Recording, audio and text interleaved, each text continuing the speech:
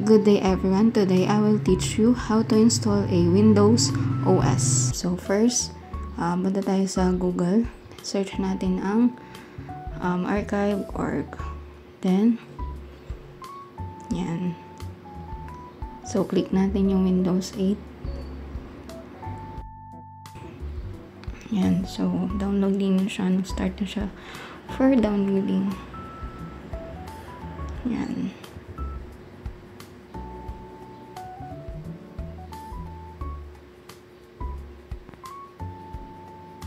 So, skip na natin yan kasi nakapag-download na tayo. Yan. So, click natin yan. Okay. Then, refresh. Then, punta tayo sa Oracle Virtual Box. Then, click natin ang new. Yan. So, yung name. Windows 8. And so, Windows 8. Microsoft Windows. Yan. So, piliin natin yung 64-bit. Then, click lang natin next. Then, finish. Then, punta tayo sa settings. Yan. Piliin natin yung empty. Then, choose a file, this file. Ayan, Windows 8, 64-bit. Then, okay.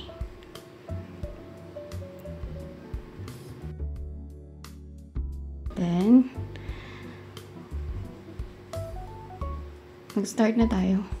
Ayan, click the start.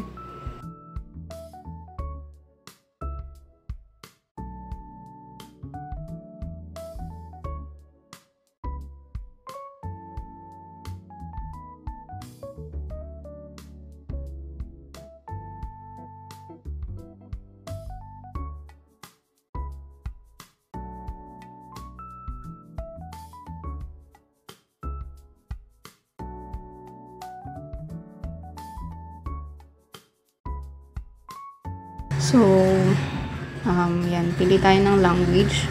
So, pipiliin natin is English. Click natin yung English. Yan.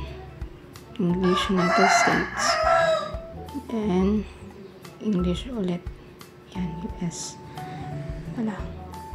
Then, click natin yung install now.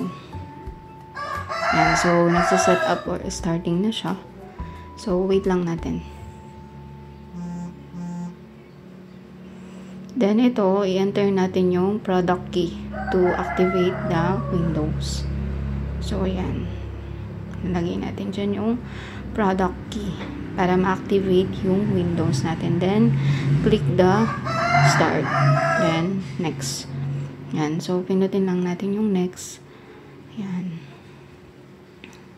Accept natin. Then, click natin yung next. Then, click the upgrade. Yan. So, pindutin natin yan. And so, nag-start na siya for installing. Yan.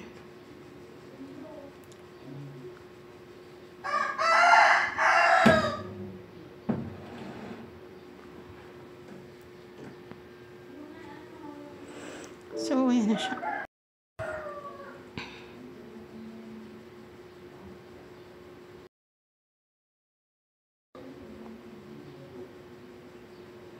Yan. So, accept lang natin yan.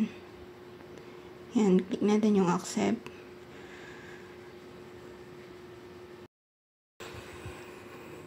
Yan. So, lagay natin yung yan. Maglagay tayo ng color. Then, lagay natin yung PC name. Then, yan. Lagay natin yung email address natin.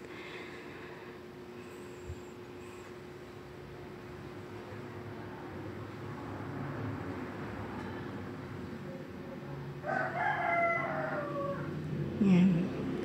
So, lagay na din natin yung username. Then, yung password. Tapos, re-enter natin yung password natin. Then, yung password hint. Yan. So, finalizing your settings. So, yan.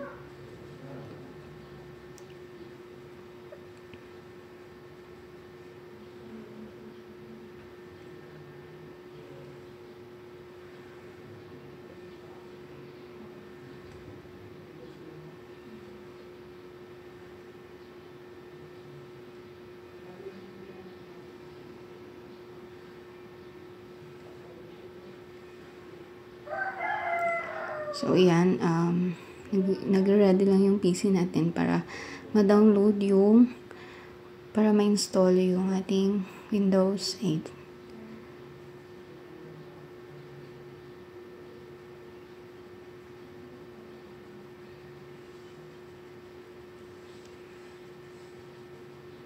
Wait lang po natin for a few minutes. Then, okay na po ang ating Windows 8. Ayan. Ayan, okay na po siya. So, thank you for watching. Sana may natutunan po kayo.